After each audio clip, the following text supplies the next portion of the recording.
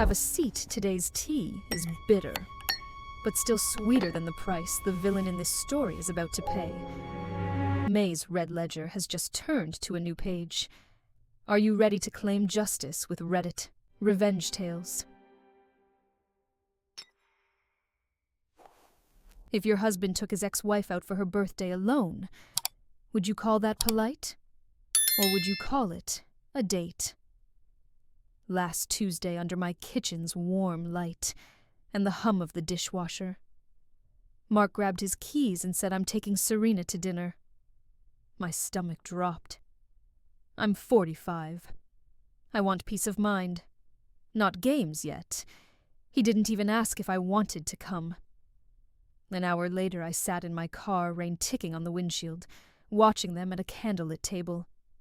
He smiled the way he smiles at me. When I said it crossed a line, he blinked. Why, it's just being polite. So why did I feel betrayed? I'm Charlotte, 45, and I'm Mark's wife. That title is supposed to mean something, especially at this age when you are not chasing drama, you are chasing calm. Our life is the kind people would call normal, a house that needs constant little fixes, a kitchen counter that never stays clear for long, a calendar that decides your week before you do. I work, I pay bills, I keep things moving, and I do it because I believe stability is love in its most honest form. When Serena moved back to town, it happened before that Tuesday night before the dinner, before the word polite started sounding like an excuse. I told myself I could handle it. Adults can be civil. People can have a past. I was not going to be the wife who panics over an ex.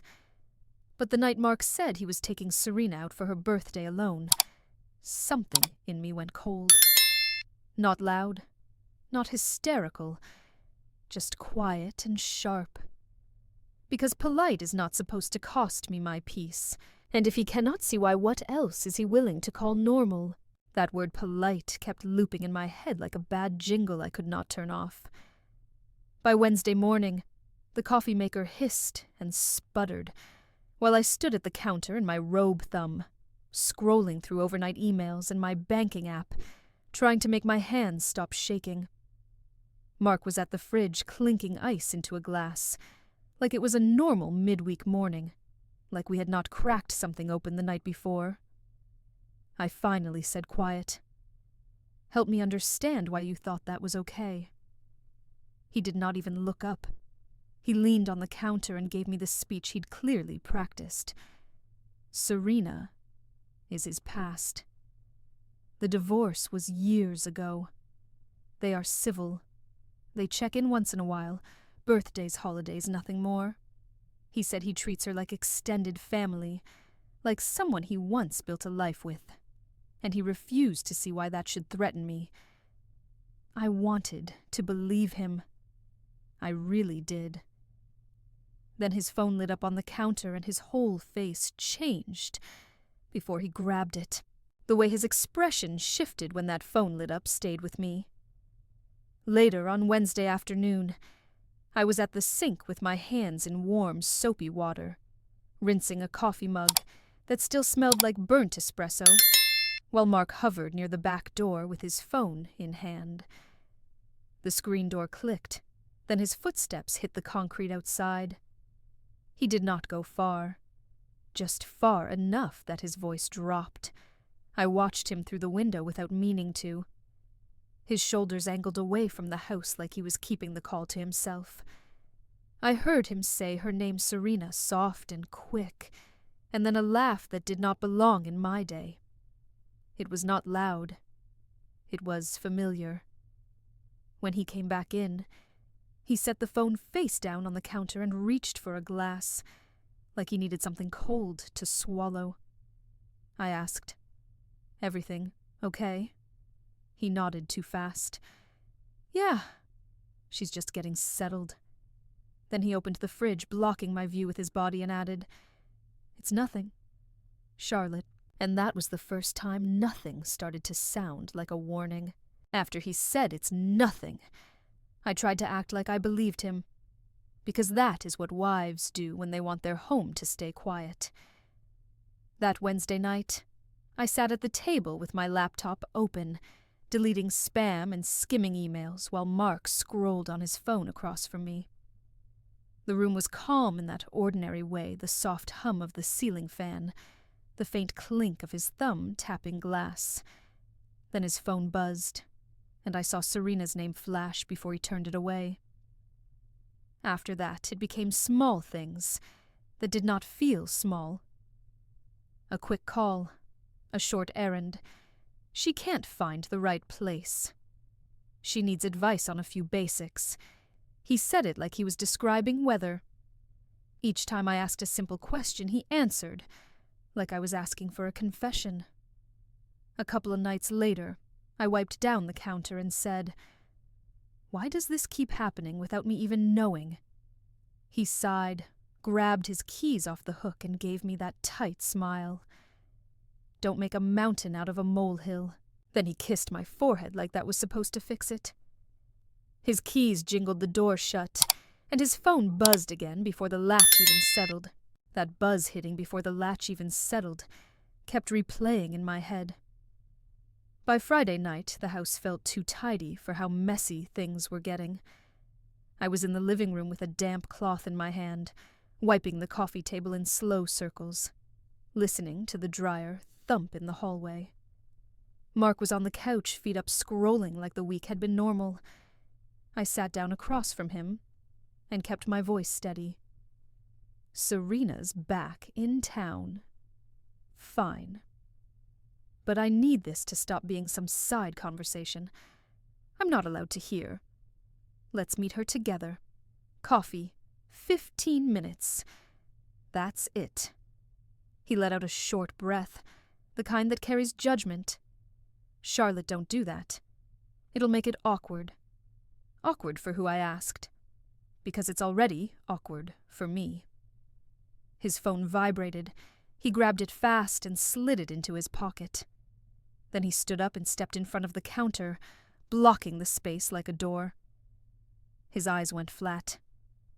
"Drop it," he said, quiet but sharp, and in that moment I understood. He wasn't protecting peace. He was protecting access. After he said drop it, sleep didn't do much for me. Saturday morning I sat at the kitchen table with my coffee, cooling beside my phone, paying the electric bill through my banking app, while the faucet dripped once, then twice. Mark stood at the counter a few feet away, tapping replies with both thumbs. Every time his screen lit up, his attention snapped to it like a reflex. I asked about something ordinary, the kind of question wives ask to stitch a weekend together. "Do you still want to run errands today?" He raised one finger without looking at me. 1 second. Another buzz. A quick smile crossed his face. Then he turned his phone slightly so I could not see the screen as he typed. Mid-sentence, he walked toward the back door and pulled it open. The hinges squeaked. He stepped out and shut it behind him, and his voice dropped outside like it always did. When he came back in, he did not apologize. He just grabbed a glass from the cabinet and said casual, "Serena's birthday is next Thursday." And the way he said it told me he had already made plans that did not include me. After Mark said Serena's birthday was next Thursday, the house didn't feel the same. By Tuesday night, I was at the kitchen counter, wiping it down for the second time, not because it was dirty, but because my hands needed something to do. The dryer thumped in the background, steady and dull. Mark stood a few feet away, phone pressed to his ear, eyes fixed on the floor like he didn't want to meet mine. I caught pieces of the call, without trying. Serena's voice wasn't loud, but it carried. "I don't have anyone here." Then quieter. "It's just my birthday." Mark's face softened in a way I hadn't seen all week. He pinched the bridge of his nose and said, "I can't just ignore you." When he hung up, he acted like nothing happened. He opened a cabinet, took out a glass, filled it with water, and drank like it could wash the moment away. I asked, So, what are you going to do? He shrugged without looking at me. I'm figuring it out. Later, I heard the closet door slide open, then the small hiss of cologne. That cologne hit me before he said a word. Thursday evening, the dishwasher hummed under the warm kitchen light, while I rinsed a plate and watched the suds swirl down the drain. Mark came in behind me, keys already in his hand, dressed a little too neat for a regular night. Not a suit, but not nothing either. I turned off the faucet. The silence felt intentional. "You're going somewhere," I said. He didn't deny it. He just went straight for the normal tone, the one that makes you feel dramatic for noticing. "I'm taking Serena to dinner. It's her birthday." My stomach dropped, but my voice stayed even. "Dinner? Just you? And her?" He hesitated for half a second, then nodded like it was obvious. "Yeah, I'm just being polite." Polite. That word again like a shield. I set the plate down a little harder than I meant to. "Why didn't you tell me sooner?" He looked at me like I'd asked something unreasonable. Then he stepped closer, kissed my forehead, and said, "Don't start Charlotte." The door opened. The cool air rushed in, and he was gone. I stood there with wet hands staring at the empty hook where his keys had been, and then I reached for mine. I stood there with wet hands and my own keys in my palm, listening to the dishwasher churn like nothing in my life had just shifted. The entryway was darker, without Mark, and the little hook where his keys usually hung looked like a missing tooth. I dried my hands on a dish towel, slow like I could buy myself time. Then I picked up my phone and stared at the screen until it went dim. I tried calling him once. It rang and rang, then stopped. No text. No, I'll explain. Just quiet. I walked to the sink, turned the faucet on, then off, because the sound made me feel less alone. My chest felt tight, not in a dramatic way, in that practical way your body reacts when it realizes something is unsafe. I told myself I was not going to chase my husband. Then I heard the garage door in my head, the way it would sound if he came home and acted normal, like I was supposed to swallow this. And smile. I grabbed my purse, locked the front door, and stepped into the cool night air. When I started the car, the dashboard lit up, and I followed the blue dot like it owed me the truth. The farther I drove, the quieter it got inside me, like my anger had turned into a hard focus. Rain dotted the windshield, soft at first, then steadier, and my wipers kept time like a metronome I could not escape. I parked a few rows back and cut the engine, then sat there with my hands on the steering wheel, watching my breath fog the glass. Through the front windows I saw Mark walk in with Serena. He moved like he belonged there, like this was an easy choice. She leaned in close to hear him over the noise, and he tilted his head toward her the way people do when they want to be understood. They paused while the host led them past other tables, past couples who looked like they were celebrating something. I told myself I could leave right then. I could go home and pretend I did not see it. Then Mark reached out and pulled a chair back for her gentle familiar. Serena sat. Mark sat across from her. A candle flickered between them, and my stomach dropped so fast I had to press my palm against the window to steady myself. That candle between them kept flickering like it was trying to get my attention. I stayed in my car at the edge of the lot, rain tapping the roof, watching through the glass while my hands went numb around the steering wheel. Mark leaned in when Serena spoke, not rushed, not distracted. He looked present. He laughed once low, and it landed in my stomach like something I did not have permission to hear. Serena brushed her hair back, and he smiled, that small private smile, I thought, belonged to our kitchen and our bed, not a table for two. He reached for the bread basket, set it closer to her, and for a second, it looked so natural it scared me. I wasn't seeing a crime. I was seeing a date, a soft one, The kind you defend because it looks harmless. My phone was heavy in my hand. I unlocked it, opened the camera, and held it up without thinking. The screen caught them perfectly, candle in the middle like a punchline. I snapped one photo and my thumb hovered over delete. Then I lowered the phone and whispered, "Okay." I started the car, and the wipers kicked faster, as I pulled out already rehearsing what I'd say when he walked through our door.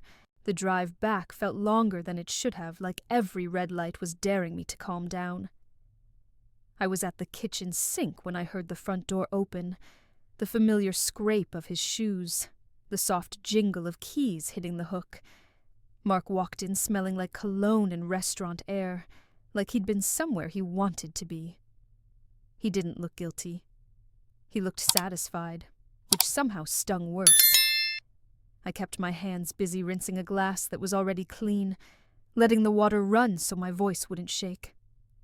"How was dinner?" I asked, like I was asking about traffic. He loosened his collar and shrugged. "Fine." She needed a friend. I turned the water off.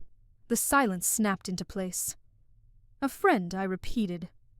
"Or your ex-wife." His eyes narrowed just slightly, like I'd changed the rules on him. He took a step toward the hallway, and I stepped into the doorway without touching him, just making him stop and look at me. He let out a short, tired breath. "Here we go," he said, and in that second I knew he wasn't hearing pain. He was hearing inconvenience. "Here we go," he said, and I felt my throat tighten because he wasn't bracing for my pain. He was bracing for an argument.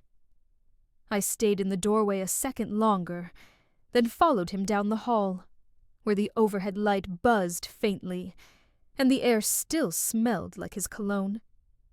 He stopped by the counter near the sink, dropped his wallet and started emptying his pockets, like this was just another night. I said, "Mark, where's the line here?" My voice came out steady, which surprised me. "Serena is back. You're taking her out alone. And you didn't even tell me until you were walking out the door." He kept his eyes on the counter, fingers tapping his keys once like he was calming himself down. "There is no line," he said. "I'm not doing anything. She needed someone." I showed up. I stepped closer, close enough to hear the dishwasher churning behind us. If it's innocent, why not include me? He finally looked at me, annoyance sliding into his face like a mask. "Because you're turning it into a thing." He picked up his keys again and tried to move past me. I shifted with him, not touching, just blocking the path. "I'm not okay with this," I said. He let out a short laugh that had no warmth in it. "Charlotte, you're overreacting. Overreacting." That word landed hard, like he'd stamped it on my forehead. He stood there with his keys in his hand, eyes on me like I was the problem to manage. The kitchen was too bright for how cold it felt, the faucet ticking a slow drip into the sink. I reached for a dish towel and twisted it once tight to keep my hands from shaking. "Don't do that," I said. "Don't make me feel crazy for asking for basic respect." His mouth tightened. "I'm not making you feel anything. I didn't do anything wrong. That's the point," I said. "You keep saying that like it ends the conversation. It doesn't. This is about respect, about our marriage." I nodded toward the counter where his phone sat face down. "If you were so proud of it, you wouldn't need to hide it behind polite." He scoffed and shook his head. "So now I can't be nice to someone I used to know." Before I could answer, his phone buzzed against the countertop. He grabbed it fast, too fast, and slid it into his pocket like a reflex. That small move did more damage than any speech. I stared at his pocket, then back at his face. "If you want to act single in the name of being nice," I said quietly, "then we need to talk about what being my husband actually means." And for the first time that night, he looked unsure of what I was going to say next. The way he looked unsure should have softened me, but it didn't. It just made me realize he was used to me backing down. In the kitchen late Thursday night, I stood by the counter with a dish towel in my hands, folding it over and over, while the dishwasher clicked through its cycle. Mark leaned against the fridge, arms crossed, like he was waiting for me to get it out of my system. "I'm not asking you to erase Serena," I said. "I'm asking you to protect us." I kept my voice low. No more last-minute surprises. No more one-on-one dinners on special days. If she needs something, you tell me. If you want to see her, I'm included. He shook his head like I was ridiculous. "So I need permission now." That's not what I said. I took one step closer. Transparency, respect. That's marriage. He pushed off the fridge and tried to walk past me toward the hallway. I moved with him and blocked the opening again, not touching him, just making him stop. His jaw tightened. "You're trying to control me, Charlotte." I stared at him, towel clenched in my fist. "If you think basic boundaries are control," I said, "then you're not listening to me at all."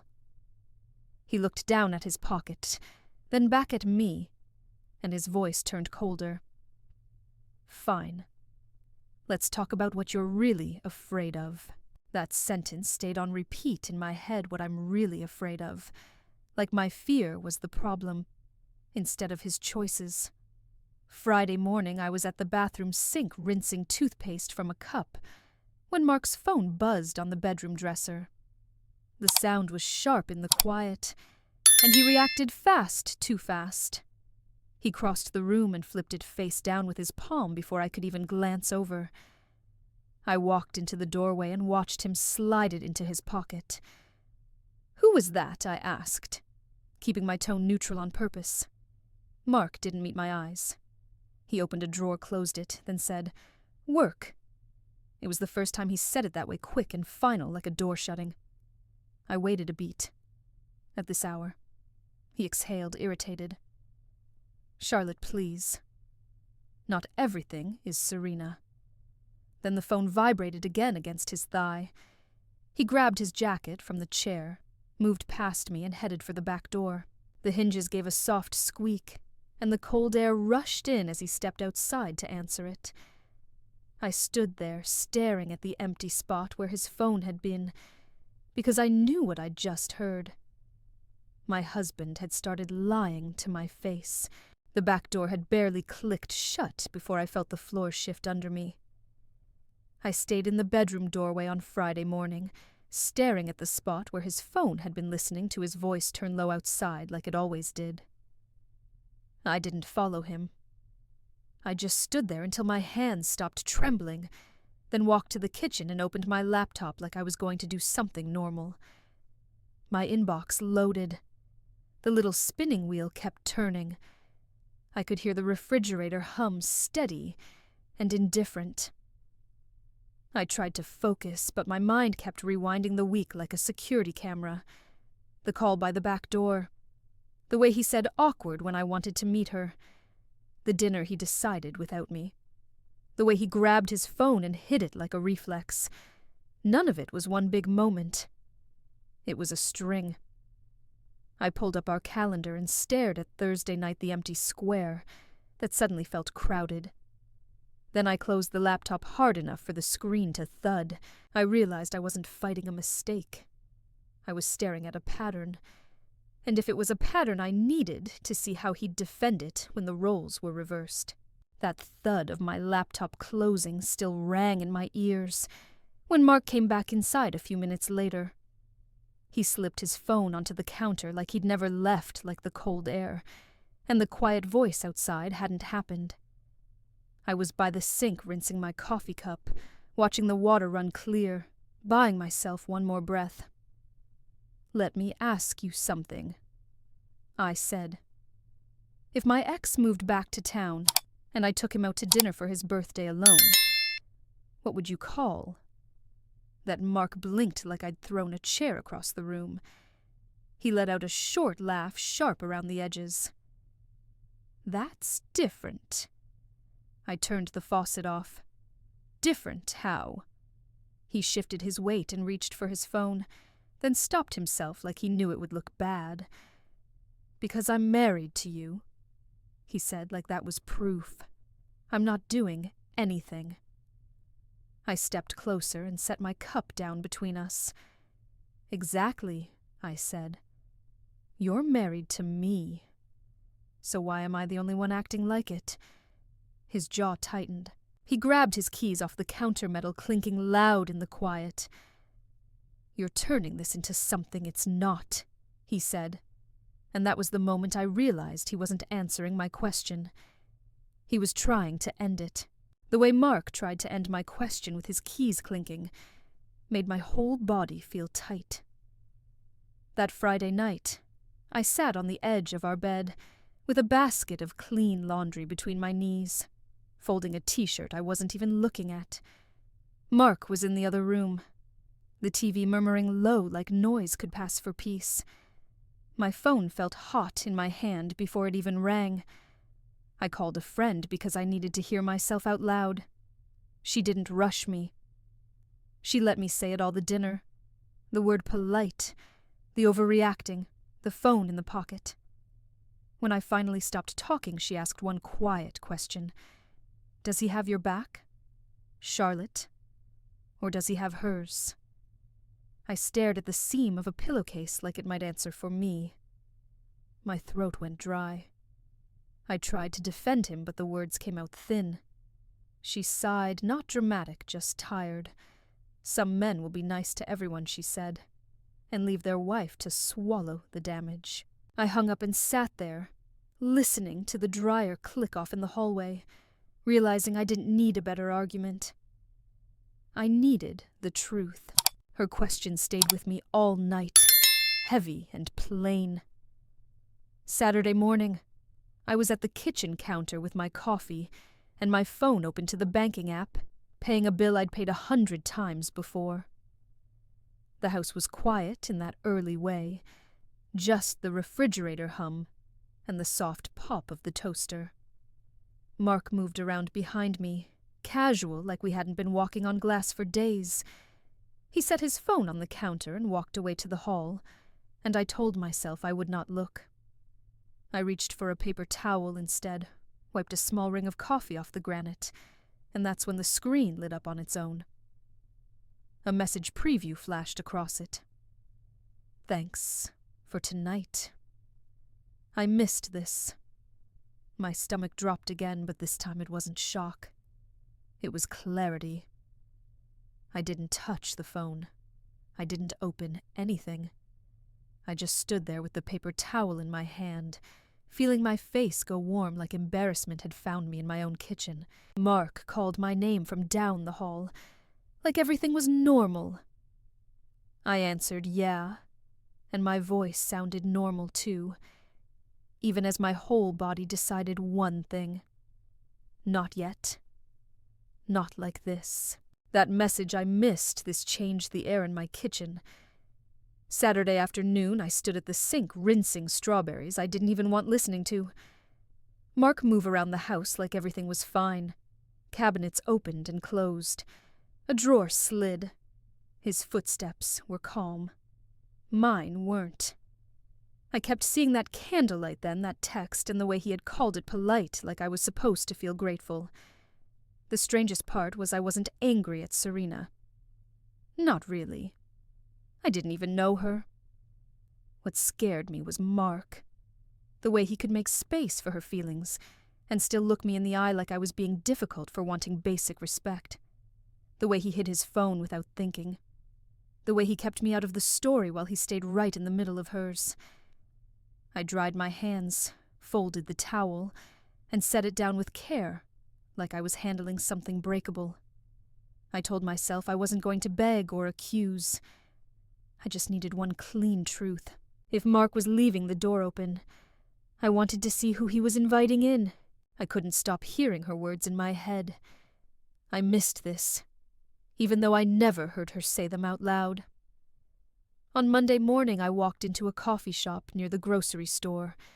the kind with scratched wooden tables and a pastry case that always looks half empty. I was alone ordering something simple, trying to act like my life was still mine. Then I saw her. Serena stood near the pickup counter, stirring her drink shoulders slightly hunched like she was new to being seen. Mark had said she was just getting settled, and suddenly that sounded less like an excuse and more like a plan. I didn't march up with anger. I walked over like a woman who needed clarity to breathe. Serena. My voice came out steady. She looked up surprised, then cautious. "I'm Charlotte," I said. "Mark's wife." Her face softened too fast. "Oh," she said quietly. "He told me you were fine with everything. He said you understand." My stomach tightened. I set my cup down and kept my hand on it so it wouldn't shake. "Did he tell you it hurt me?" I asked. Serena opened her mouth, then closed it, eyes dropping to the lid in her hands. And in that silence I realized Mark hadn't just taken her to dinner. He'd been writing the story for both of us. Serena's silence followed me out of that coffee shop, like a second shadow. Later that day I sat in my car with my hands wrapped around the cup. I didn't drink, listening to the turn signal tick, even though I wasn't turning anywhere. My throat felt tight, not from crying, but from holding myself together in public. I kept seeing her eyes drop to that plastic lid, the way her fingers worried the edge, like she was trying to find a safe answer. I didn't feel victorious. I felt embarrassed, the kind that burns because it happens in slow motion. Mark hadn't just taken her to dinner. He'd told her a version of me that made him look clean, and made me look easy. Understanding. Cool. The wife who smiles and stays quiet. I drove home and unlocked the front door with a calm that surprised me. Inside the house sounded normal. The refrigerator hum.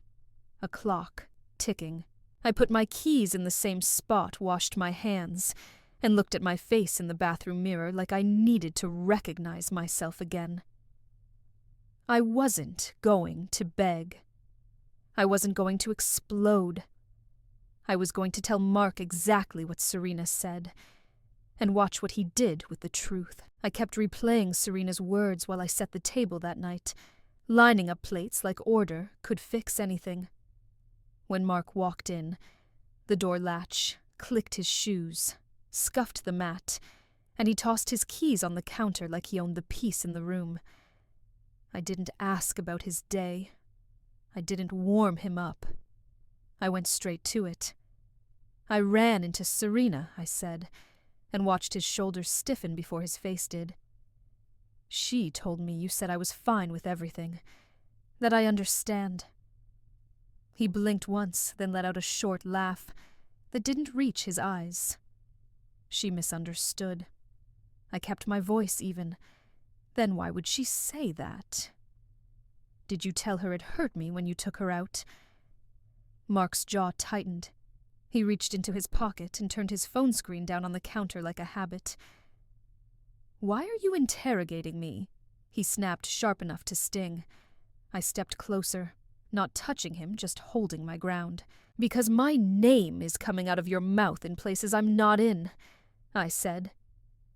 "And you're making me sound like a wife who doesn't have a right to her own marriage." His eyes flashed defensive and fast like I'd hit something tender. And in that moment, I knew I was finally close to the real reason he couldn't see why he was wrong. His eyes flashed defensive and fast, and I didn't look away. The plates were still on the table, the faucet dripping once every few seconds like it was counting down.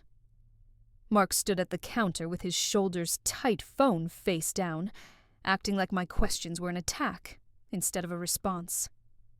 "You keep saying she misunderstood," I said. "But you're the one who benefits from that misunderstanding." He scoffed, the sound sharp. "So now I'm some villain." I shook my head. "No. You want to be the good guy. That's the problem." He took a step closer. jaw clenched. I could smell the soap on his hands from washing up like he was trying to cleanse the moment. "I'm just trying to be decent," he snapped. "Decent to who?" I asked. "Because you'll be careful with her feelings. And then you come home and call me dramatic.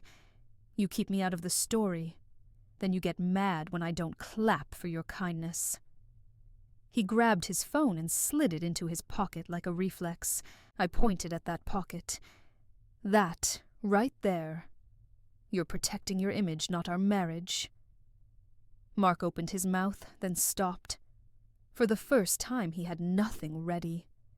And the silence felt like a confession. That silence should have felt like relief, but it didn't.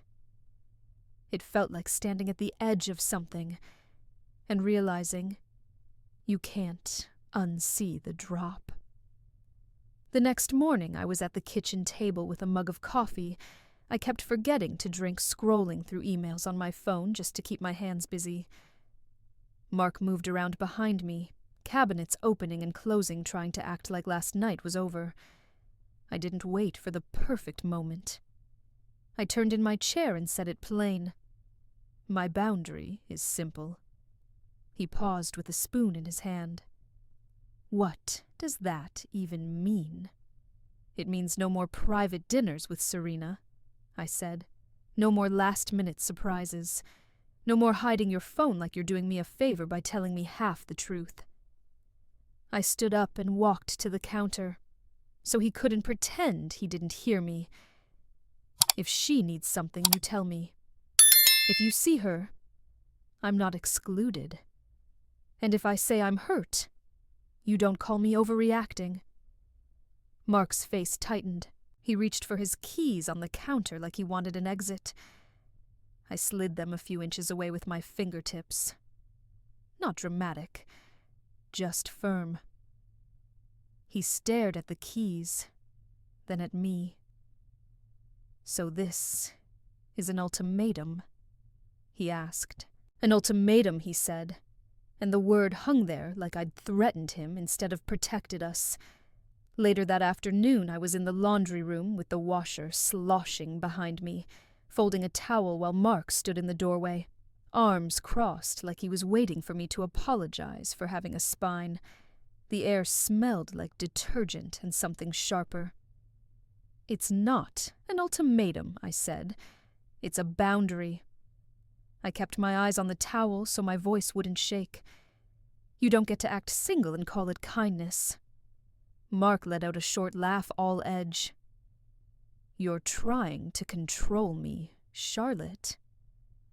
"I'm trying to keep our marriage intact," I said. "There's a difference." He stepped closer, close enough that I could see the tension jumping in his jaw. He reached past me and yanked the dryer door open too hard, metal clanging.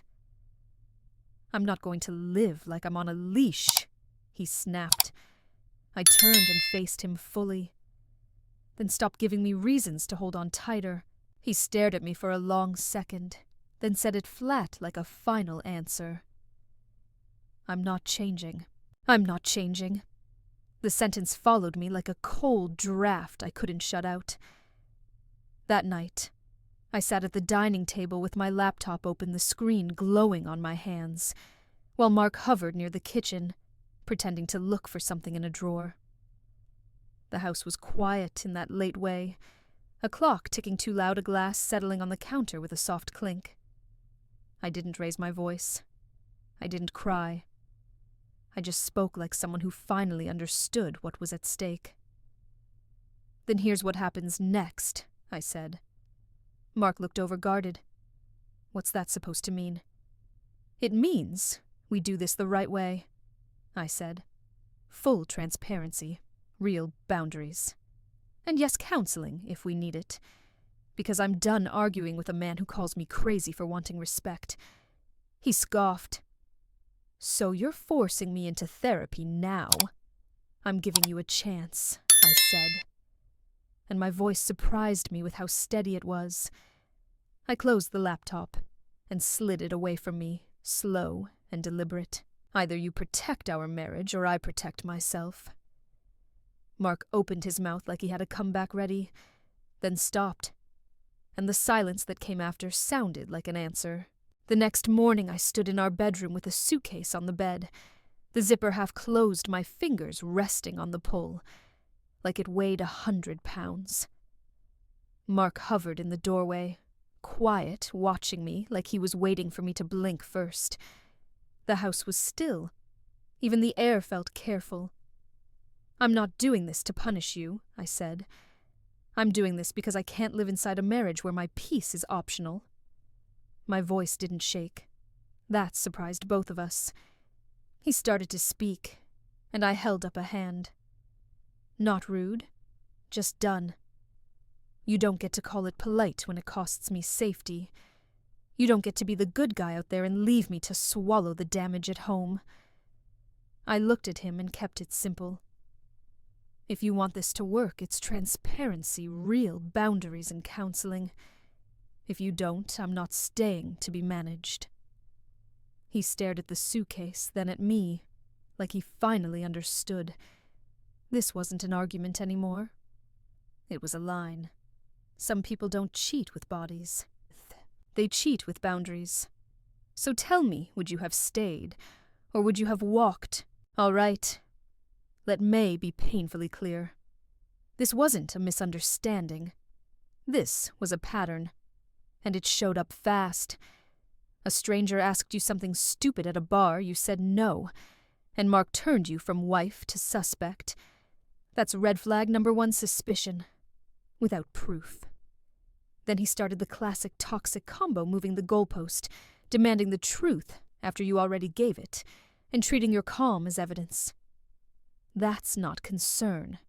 That's control wearing a suit. And when someone blocks the exit, when your "I need air" becomes "why are you running?" that's not love. That's a power test. The moment he rewrote the story, you pushed me, you escalated. That's gaslighting 1. Oh, 1. Not loud, not messy, just cold, tidy cruelty. So here's your takeaway straight up. Your no is a full sentence. You don't audition for basic respect. You don't negotiate reality with someone who benefits from you doubting yourself. If you're hearing this and your stomach drops, trust that. Red flags don't get greener with time. To the villain of this story, karma doesn't need your permission. It just keeps receipts. And to you, sweetheart, this debt, May clears it. But remember, these eyes are always watching. Don't let your name end up on May's blacklist next episode. Hit subscribe, because around here, justice doesn't show up late. It shows up ready. A final note from the library. While these stories find their roots in the halls of Reddit, they are artistically reimagined to speak to the heart. Any likeness to reality is mere coincidence. The emotions, however, are very real. Walk with empathy, and let justice lead the way. Thank you for watching.